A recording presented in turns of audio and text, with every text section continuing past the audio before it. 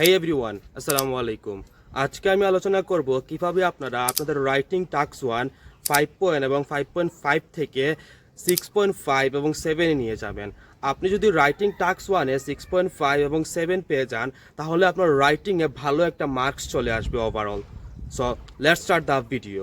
Number 1, আপনি question analyse করেন। আমি আপনাকে বলতেছি না আপনি সবগুলো কোয়েশনের আনসার লিখেন, আপনি কোয়েশন অ্যানালাইজ করেন।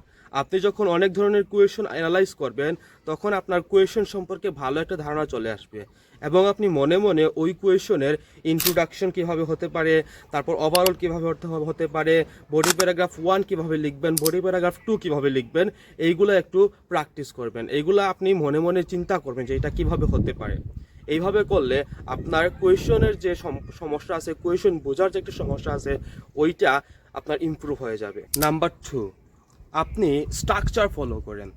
আপনি স্ট্রাকচারে ভিন্নতা নিয়ে আসার চেষ্টা করেন। আপনি একই স্ট্রাকচার বারবার লেখার ভুলটা জীবনেও করবেন না। আপনার লেখায় ভিন্নতা নিয়ে আসতে হবে। সো আপনি স্ট্রাকচার কিভাবে লিখবেন এইটা নিয়ে যদি চিন্তিত থাকেন, তাহলে আমার ভিডিওটা দেখতে পারেন। আমার স্ট্রাকচার নিয়ে ভিডিও দেওয়া আছে অলরেডি ইউটিউবে। নাম্বার 3, আপনি গ্রামাটিক্যাল ভুল একটু কম করার ট্রাই করেন এবং আপনি কোথায় প্রিপোজিশন, কোন প্রিপোজিশন আপনি কোথায় ইউজ করবেন ওইটা ঠিক করেন। আপনি ফরের জায়গায় যদি অফ লিখেন তাহলে কিন্তু হবে না।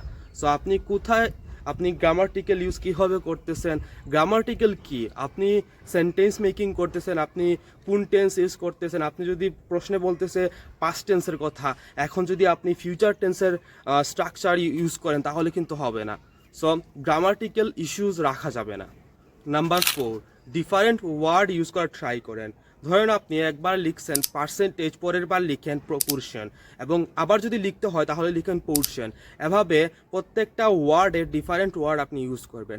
আপনি যদি একই ওয়ার্ড বারবার ইউজ করেন তাহলে জিনিসটা দেখতে আসলে খারাপ দেখায়। সো আসে না, মানে আপনার যে ভোকাবুলারি যে আপনার একটু ভালো আছে এটা ওরা বুঝবে না। আপনি বুঝবে যে আপনি ভোকাবুলারিতে খারাপ, তাই জন্য আপনি একটা ওয়ার্ড বারবার ইউজ করতেছে। So try this. Number 5, connector use করা ট্রাই করেন। এই যে similarly, likewise, as a consequence, এই ধরনের কানেক্টরগুলো ইউজ করা ট্রাই করেন। এতে করে আপনার যে সেন্টেন্সের যে ধারাবাহিকতা ওইটা স্মুথ থাকবে।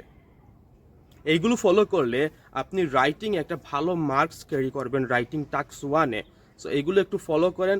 আই হোপ এবং I believe that you can improve your writing task 1 and you will get the best score. আসসালামু আলাইকুম।